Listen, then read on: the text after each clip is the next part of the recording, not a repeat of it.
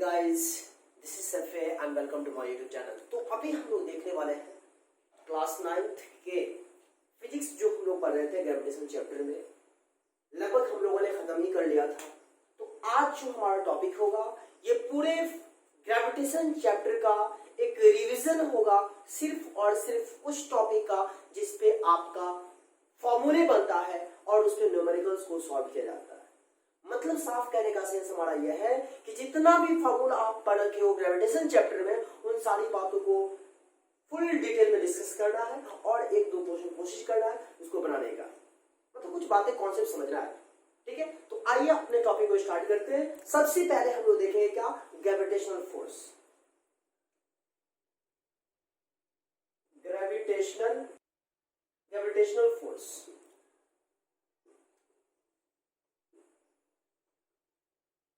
अब आपको मैं समझा दूं कि ग्रेविटेशनल फोर्स क्या होता है। ग्रेविटेशनल फोर्स क्या कहता है कि पूरे सराउंडिंग में कहीं भी दो बॉडी है, उसका मास होगा और कुछ डिस्टेंस के बीच उसको सेपरेट किया गया है, रखा गया है, तो उस पर एक फोर्स एक्सर्टेड होता है जिसको हम लोग कहते हैं क्या, ग्रेविटेशनल फोर्स। और वो ग्रेविटेशनल फोर्स प्रोवाइड करता है कौन, अर्थ प्रोवाइड करता है। अब आपको समझना होगा कि जैसा कि मैंने अभी कहा कि ग्रेविटेशनल फोर्स किसी भी दो बॉडी को अट्रैक्ट करता है। तो अब मन में ख्याल बहुत सारा आता होगा, तो अच्छा सर आप बताओ, हम लोग भी तो सराउंडिंग में है, हम भी तो दो आदमी पर्सन है, तो वो क्यों नहीं अट्रैक्ट हो जाता है। तो अट्रैक्ट नहीं होता है उसका भी मैं कॉज बताऊंगा। तो फिर उसी को समझना है। मैं बताना चाहूंगा कि जैसा कि हम लोगों ने फॉर्मूला पढ़ा है, F इक्वल महाजी into m1 into m2 by are square, ये हम लोगों ने फॉर्मूला पढ़ा है, जिसमें F को कहते हैं ग्रेविटेशनल फोर्स और ये महाजी जो देख रहे हो इसका वैल्यू होता है 6.67 इंटू 10⁻11 न्यूटन मीटर स्क्वायर पर केजी स्क्वायर। और आप तो समझ रहे हो m1 मास है, m2 मास है, r क्या है, उस दो बॉडी के बीच का डिस्टेंस है। कहने का सेंस हमारा यह है कि एक बॉडी यहाँ पे है और एक बॉडी यहाँ पे है, इसका मास m1 है, इसका मास क्या है, m2 है, और दोनों का बीच का डिस्टेंस क्या है, r है। तो दोनों में एक दूसरे को फोर्स लगाएगा जिसको हम लोग कहते हैं क्या, ग्रेविटेशनल फोर्स। अब याद करिए बचपन में हम लोगों ने पढ़ा था कि ये फोर्स जो होता है इस फॉर्मूला के द्वारा हम लोग फाइंड करते हैं। जहां भी महाजी जो आप देख पा रहे हो ये यूनिवर्सल ग्रेविटेशनल कांस्टेंट है। मतलब यह कि अर्थ प्लेनेट पर भी जी का वैल्यू यही लिखाएगा, यानी महाजी का वैल्यू ये होगा, मून पर भी महाजी का वैल्यू ये होगा। मतलब किसी भी प्लेनेट पे आप चले जाओगे तो महाजी का वैल्यू हमेशा सेम रहेगा। जो जी यहां पर है वही जी वहां पर भी अप्लाई होगा, इसमें कोई चेंजमेंट नहीं होता है। दरअसल बताना ये मैं चाहूंगा कि दो बॉडी m1 m2 है और r डिस्टेंस में रखा गया है, तो इसमें फोर्स जो होता है महाजी into m1 into m2 by are square. इसका कहने का सेंस हमारा यह है कि फोर्स जो होता है ये दो बॉडी के प्रोडक्ट का मास का डायरेक्टली प्रोपोर्शनल होता है, आपने पढ़ा था। और उन दोनों के बीच के डिस्टेंस का स्क्वायर का इनवर्सली प्रोपोर्शनल होता है। मतलब यह कि किसी भी दो बॉडी में अगर आप मास इंक्रीज करते हो तो जाहिर सी बात है कि इसमें जो ग्रेविटेशनल फोर्स होगा वो भी इंक्रीज करेगा। और जब डिस्टेंस को इंक्रीज करोगे तो फोर्स जो होता है क्या, वो कम हो जाता है। कितना से कम होगा, उसके स्क्वायर का कम होगा, स्क्वायर के टाइम्स के कम होगा। है इस पे हम लोग न्यूमेरिकल्स भी देखेंगे। फिलहाल उससे पहले मैं आपको बताना चाहूंगा कि मैंने अभी कहा है कि सराउंडिंग में हम और कोई एक और पर्सन है, हम दोनों एक दूसरे से अट्रैक्ट क्यों नहीं होते। मसला यह है क्योंकि आप कहोगे कि सर आपने बताया ग्रेविटेशनल फोर्स का काम है कि एक दूसरे को अट्रैक्ट करना। अट्रैक्ट होते बट होते ऐसा नहीं है। इसका लॉजिक आप समझोगे। सपोज यहां पे m1 है तो m1 मान लो 50 kg है, एक बात बोल रहा हूं, ओके। m2 मान लो 80 kg है, एक बात बोल रहा हूं। और इस दोनों के बीच का डिस्टेंस सेपरेशन मान लो आपका कितना, मान लो 20 मीटर है, 20 मीटर है। तो आपको बताना है कि इसमें ग्रेविटेशनल फोर्स कितना हो, वर्क पाओगे। तो ग्रेविटेशनल फोर्स का वैल्यू महाजी, तो महाजी कितना है आपका 6.67 इंटू 10⁻11 इंटू m1 मेरे को हो गया 50 इंटू 80 बाई आर स्क्वायर, मतलब क्या 20 का स्क्वायर, तो 20 का स्क्वायर कितना हो जाएगा 400। अब गॉड पाओगे एक जीरो से एक जीरो, एक जीरो से एक जीरो कैंसिल, 4 2 8, क्या आया 6.67 into 10 to the power minus 11 और 5 2 10। तो हम फाइनली इसको कह सकते हैं 6.67 इंटू 10 का पावर माइनस 11 प्लस 1 माइनस 10 इतना न्यूटन। अब जरा सोचिए कि मेरे को जो एफ का वैल्यू आया है 6.67 इंटू 10 का पावर माइनस 10 न्यूटन, इसका क्या मतलब? मतलब साफ है किसका यही ना हो जाएगा पाई 10 का पावर 10, 10 का पावर 10 का मतलब एक पर कितना जीरो 10 जीरो 2 4 5 6 7 8 9 10 3 2 5 2 7 10। अब जरा सोच सकते हो कि इतना को जब इसे हम डिवाइड करेंगे तो कितना मेरे को आएगा। आप जरा अंदाजा लगा सकते हो 0.000000 समथिंग। अंदाजा लगाइए कि क्या हमारा यहाँ पर ये दो बॉडी जो 50 केजी और 80 केजी का है और दोनों को 20 मीटर के डिस्टेंस सेपरेट किया है, तो जरा अंदाजा लगाइए कि मेरे को फोर्स का जो मैग्नीट्यूड आ रहा है वो कितना आ रहा है 0.00000 समथिंग। मतलब क्या एक तरह से हमारा क्या होगा, ये वैल्यू हमारा नेग्लिजिबल हो जाएगा। अब क्यों नेग्लिजिबल हुआ? इतना कम है कि क्या अंदाजा लगाएगा। तो अब जरा सोच सकते हो कि हमारा दो बॉडी के बीच में जो मास हमारा 50 और 80 है और डिस्टेंस 20 मीटर है, तो इसमें फोर्स नेग्लिजिबल है। तो क्या दोनों एक दूसरे को अट्रैक्ट करेगा? अब रहेगा कि क्यों नहीं, क्यों नेग्लिजिबल आ गया सर? तो मैं आपको बताना चाहूंगा कि ये जी का वैल्यू इतना कम होता है, देख सकते हो 10 का पावर माइनस 11 है, ये इतना कम होता है कि इस दो बॉडी जो देख पा रहे हो, इस दोनों के बीच का जो फोर्स होता है इसको बहुत ही क्या कर देता है, बहुत ही कम कर देता है। जिसके कारण से क्या होता है कि हम और कोई एक और पर्सन अगर खड़े हुए हैं तो वो एक दूसरे को अट्रैक्ट नहीं कर पाते हैं। अब अट्रैक्ट किस पे करेगा, किस पे वाकई में लगेगा कि हाँ उसको फोर्स लग रहा है, तो वो आपको देखना होगा। और देख सकते हो कि जब भी प्लैनेट जो होता है सन के चारों तरफ मूव करता है, राइट, तो जो मूव करता है ना, तो उसमें आपको ये पता चलेगा कि हाँ वाकई में उसमें फोर्स जो लगता है और उसी फोर्स के कारण, उसी ग्रेविटेशनल फोर्स के कारण क्या होता है, प्लैनेट मूव करते हैं। आप समझ रहे हो ना? उसमें पता लगेगा, नहीं अगर ग्रेविटेशनल फोर्स लगेगा तो फिर वो उसके चारों तरफ आपको प्लैनेट मूव नहीं करेगा। तो आप समझ सकते हो वो किसके कारण हुआ, वहां ग्रेविटेशनल फोर्स के कारण। इसलिए वहां पे ग्रेविटेशनल फोर्स वर्कआउट हुआ और वहां पे दिखा, हमें समझ में आया, क्योंकि वहां पे मास ज्यादा है, यहाँ पे मास कम है और मास इतना कम है कि इसके वैल्यू को बहुत ही कम कर देता है। वहां पे मास देखोगे ना, अर्थ का मास ये ले लो 6 इंटू 10 का पावर 24 केजी, प्लस में 24 है। यहाँ देख लो 6.67 इंटू 10 का पावर माइनस 11 है। माइनस 11 का मतलब क्या हुआ, इतना जी का वैल्यू कम है कि उसके फोर्स को ही कम कर देता है। तो इससे ज्यादा होगा तभी तो आप समझ सकते हो कि फोर्स का कुछ वैल्यू आएगा। पॉजिटिव में 0 पॉइंट समथिंग नहीं, मतलब कुछ न्यूमेरिकल वैल्यू आएगा। यहाँ तो देख रहे हो ना 0 पॉइंट समथिंग आ रहा है, पता चला कि गॉड। बातें समझ में आ रही है? चलिए, तो उम्मीद है बातें समझ में आई। ये आपको मैंने बताया ग्रेविटेशनल फोर्स की बात। F इक्वल होता है महाजी into m1 m2 by r square. मतलब यार अगर एक बात मैं आपसे पूछूं कि दो बॉडी का मास 1 kg है, मतलब m1 1 है, m2 भी 1 है, और उस दोनों के बीच का डिस्टेंस को अगर हम 1 मीटर करते हैं, तो आप मुझे बताना उस केस में ग्रेविटेशनल फोर्स का वैल्यू ग्रेविटेशनल कांस्टेंट के इक्वल हो जाएगा। क्यों? क्योंकि ये 1 इंटू 1 बाई 1 ही हो जाएगा, और 1 को g से मल्टीप्लाई करेंगे तो महा g आएगा, और महा g किसके इक्वल आ गया, महा f के इक्वल आया। मतलब gravitational force becomes equal to gravitational constant when the masses of two bodies is 1 kg each and are separated at a distance of 1 meter, then in that case we can say the magnitude of gravitational force will become equal to its gravitational constant. Is it clear ना? कब होगा? जब समझ रहे हो। चलिए, अब मैं आपको फिर से बताना चाहूंगा कि ये तो हम लोगों ने पढ़ा क्या, ग्रेविटेशनल फोर्स। चलिए छोटा सा एक क्वेश्चन देख लेते हैं, इस ग्रेविटेशनल फोर्स पे कैसे बनेगा। गॉट माओगे? क्वेश्चन हमारा है, यहां लीजिए round, find out the magnitude of gravitational force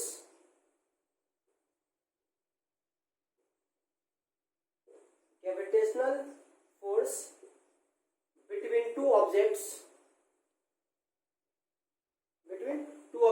first है दो ऑब्जेक्ट्स के बीच का हमको gravitational magnitude of gravitational force मालूम करना।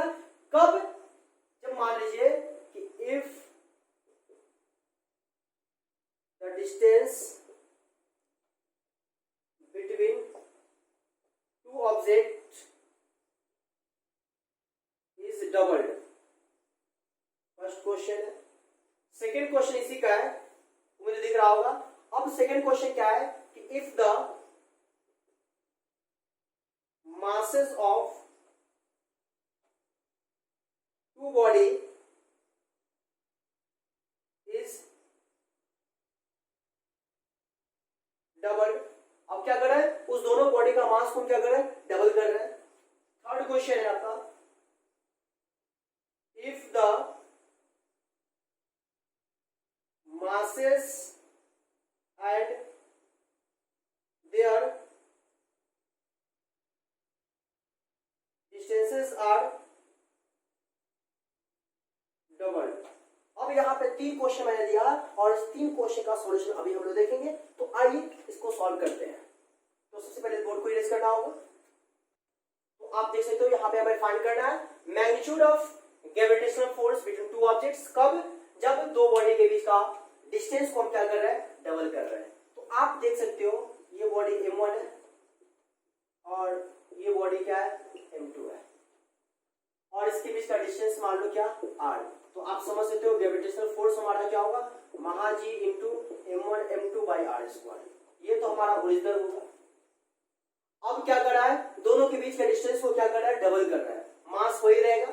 तो आप समझ सकते हो, तो जब डिस्टेंस को डबल करेंगे तो मेरा फॉर्मूला हो जाएगा महा G into m1 m2 by r। क्या हो जाएगा, यहाँ पर डिस्टेंस को क्या कर रहा है, डबल कर रहा है। डिस्टेंस पहले हमारा r था, अब डिस्टेंस को डबल करेंगे तो क्या आएगा, 2r का स्क्वायर। कितना हो जाएगा, 4r स्क्वायर। क्या मैं इसको ऐसा लिख सकता हूँ, 1/4 इंटू महा जी m1 m2 by r square. अब जरा गॉड फरमाइए, इसको f डैश मान लीजिए।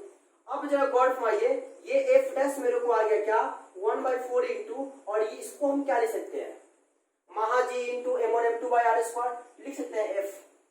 देखिए तो ये इसके इक्वल आ रहा है, तो इतना को हम f लिख सकते हैं, बेशक लिख सकते हैं। तो आप जरा सोच सकते हो f डैश इक्वल क्या आया, 8/4 आया।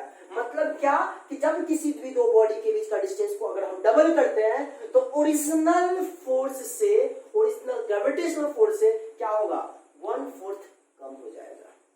बातें समझ में आई? ये आपका फर्स्ट क्वेश्चन का सॉल्यूशन हो गया।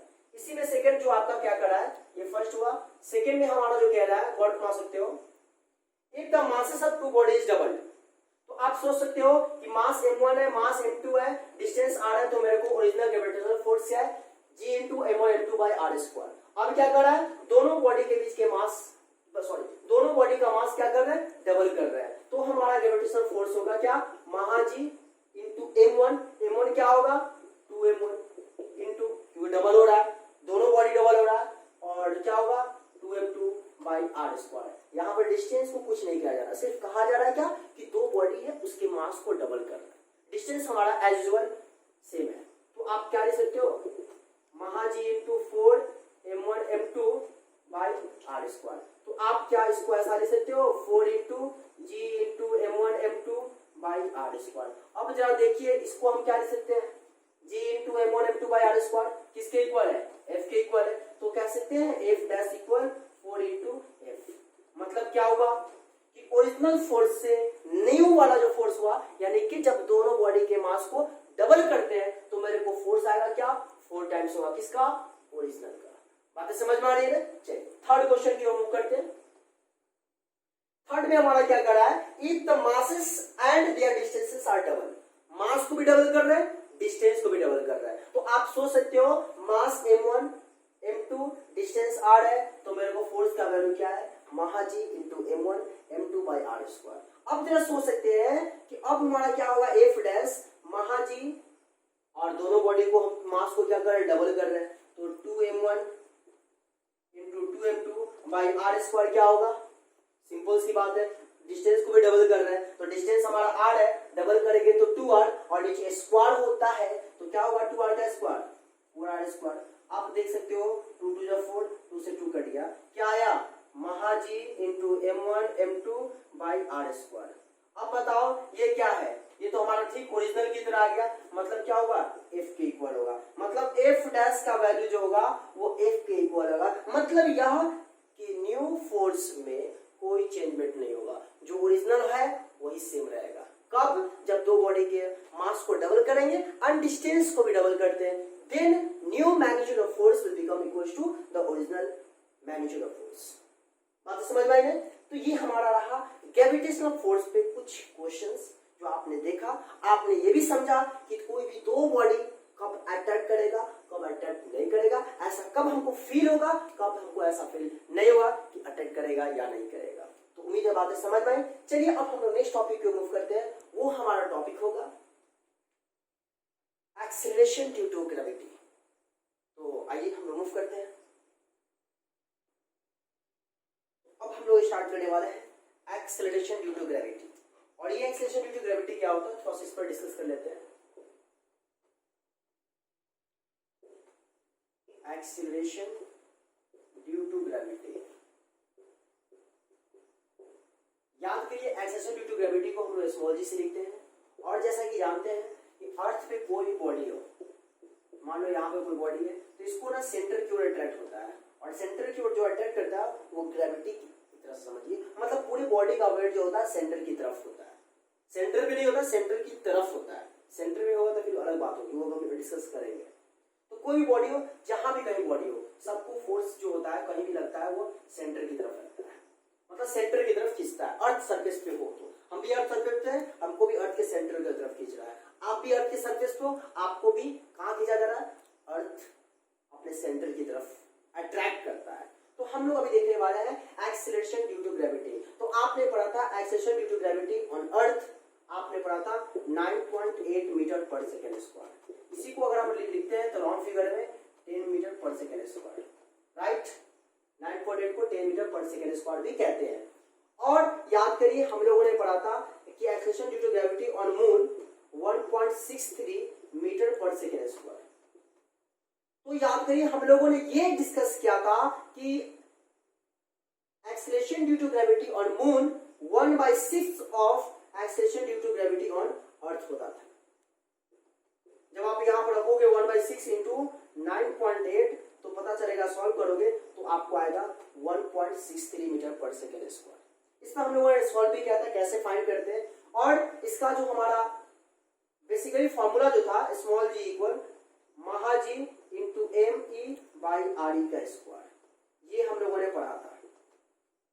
और ये जो हमारा आया था ये सरफेस पे है, ये अर्थ के सरफेस पे हमारा ग्रेविटी जो होता है महाजी into M E by R E का स्क्वायर होता है, हमेशा याद रखिएगा, ठीक है। और अभी हमने कहा क्या कि मून पे जब ग्रेविटी की बात होती है तो हम लोगों ने पढ़ा था क्या कि 1/6 होता है। तो जाहिर सी बात है कि इस पर अर्थ सरफेस पे 9.8 है, तो हमारा मून की सरफेस पे क्या होगा 1/6 इंटू 9.8। फाइनली जब उसको कैलकुलेट करोगे तो 1.63 मीटर पर सेकेंड स्क्वायर आएगा। बात क्लियर है? अभी मैंने बोला क्या कि ग्रेविटी जो होता है अर्थ के सरफेस पे महाजी into M E by R E square होता है। मैं फिर से पुरानी बात को आपको रिकॉल करा दूं, महा एम ई का वैल्यू होता है 6 इंटू 10⁻24 kg, जैसा कि आपको याद होगा। और रेडियस ऑफ अर्थ होता है 6.4 इंटू 10⁻6 मीटर। फिर एम मतलब मास ऑफ मून होता है 7.4 इंटू 10⁻22 kg। और रेडियस ऑफ मून जो होता है मेरे को बता दूं आपको 1.74 इंटू 10⁻6 मीटर। क्लियर बात है? अब आपको मैं बताना चाहूंगा कि कोई अर्थ है,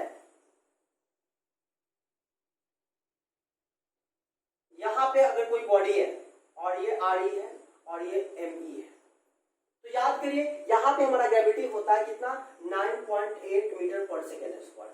हम लोगों ने पढ़ा था अर्थ के सरफेस पे, और ये भी हम लोगों ने पढ़ा था कि अर्थ के सरफेस से यूं ही हम ऊपर जाते हैं तो वहां पर भी हमारा एक्सीलरेशन ड्यू टू ग्रेविटी जो होता है घटता जाता है। ऐसा नहीं है कि बिल्कुल कुछ हाइट पे गए घट गया, ऐसा नहीं होता है, क्योंकि वहां पे हम लोगों ने पढ़ा था जी डैश इक्वल महाजी into M E by R E plus H का होल स्क्वायर। ये हम लोगों ने पढ़ा था कि कोई भी अर्थ सरफेस से एच मीटर ऊपर जाओगे तो ग्रेविटी हमारा इतना होगा। ये हम लोगों ने एक्सप्रेशन पढ़ा था, जैसा कि आपको याद होगा। चलिए, और साथ ही हम लोगों ने यह भी पढ़ा था कि अर्थ के सरफेस से जैसे ही ऊपर जाओगे तो ग्रेविटी कम होता है, और अर्थ के सरफेस से जैसे ही नीचे आएंगे वहां पर ग्रेविटी कम होता है। आपको शायद एक बात याद होगा, हमने बहुत पहले कहा था स्केप वेलोसिटी, जो आप यहां भी देख पा रहे हो स्केप वेलोसिटी है।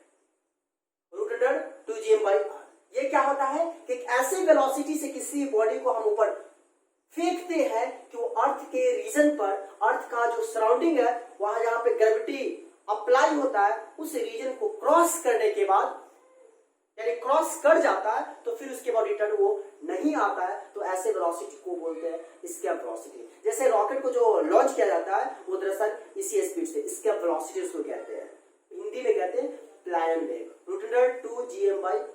खैर, मैं यहाँ पे कहना चाह रहा हूं कि अर्थ से सरफेस से ऊपर जाओगे ग्रेविटी कम होगा, अर्थ के सरफेस से नीचे आओगे ग्रेविटी कम होगा, और एक ऐसा केस आएगा जो एट सेंटर पे जो होगा हमारा ग्रेविटी वो क्या होता है, 0 हो जाता है, जैसा कि आपको बात याद होगा। इसके बाद हम लोगों ने पढ़ा था क्या कि वेट जो होता, क्योंकि जाहिर सी बात है वेट किस पर डिपेंड करेगा, ग्रेविटी पर डिपेंड करेगा, तो किसी भी बॉडी का वेट अर्थ के सरफेस पे कितना होगा और ऊपर जाएंगे यानी मून पर जाएंगे तो कितना होगा। याद करिए हम लोगों ने पढ़ा था क्या कि वेट ऑन मून जो था 1/6 इंटू वेट ऑन अर्थ, जैसा कि आपको याद होगा, और हमने ये प्रूव भी किया था। सपोज वेट ऑन अर्थ मान लो अगर 60 न्यूटन है तो आप समझ सकते हो कि वेट ऑन मून हमारा क्या होगा, 1/6 इंटू 60 यानी कितना हो जाएगा, 10 न्यूटन हो जाएगा। बातें समझ में आई? और कहोगे कि वेट क्या है सर, सिंपल सी बात है, वेट इक्वल होता है m/g, आप बचपन में पढ़े थे। और वेट भी जो होता है बेसिकली क्या है, एक ग्रेविटेशनल फोर्स है जो कहां खींचता है, अर्थ के सेंटर की तरफ खींचता है। कैसे देख सकते हो, m इंटू जी को लिख सकते हैं महाजी इंटू m/r का स्क्वायर, तो एक तरह से तो यही ना हो गया, m इन इसको लिख सकते हैं एक तरह से महाजी इंटू m/r का स्क्वायर। आप देखिए तो एक तरह से हो गया ना महाजी into m1 into m2/r square. तो वेट भी क्या है, बेसिकली क्या है, एक ग्रेविटेशनल फोर्स है, और ग्रेविटेशनल फोर्स को हम लोग दूसरे वर्ड में क्या कहते हैं, सेंट्रल फोर्स भी कहते हैं। उसके बाद मैं आपको बता दूं वेट और मास में हम लोगों ने डिफरेंस भी पढ़ा था, वेट और मास में डिफरेंस। हमने कहा था कि वेट जो होता है क्या होता है, वेक्टर क्वांटिटी है, लेकिन मास हमारा स्केलर क्वांटिटी है।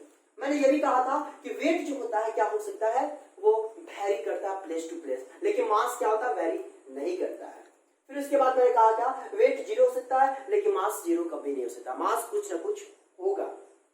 ये सारा का सारा डिफरेंसेस था वेट और मास में। अब हम लोग देख लेते हैं क्या, जो देखिए अभी जो हम पढ़ रहे हैं दरअसल ये फॉर्मूला को मैं आपके सामने रिकॉल कर रहा हूं, और अदर कुछ नहीं, और कुछ टर्म्स जो आ रहे हैं तो मैं सोचता हूं कि उसको भी एक्सप्लेन कर दूं। फिर अब हमें जो पढ़ना दरअसल वो है अपथ्रस्ट बायोट फोर्स यानी आर्किमिडीज प्रिंसिपल। और ये आर्किमिडीज प्रिंसिपल क्या कहता है, तो सबसे पहले मैं आपको बताना चाहूंगा कि डेंसिटी के बारे में। तो डेंसिटी के बारे में आपने पढ़ा था कभी, डेंसिटी को होता है मास बाय वॉल्यूम, पढ़ा था ना, density equal mass by volume. और याद रखिएगा, पहले बोर्ड को इरेज करता हूं, फिर एक और टॉपिक है upthrust Biot force Archimedes principal, इसके बाद खत्म हो जाएगा।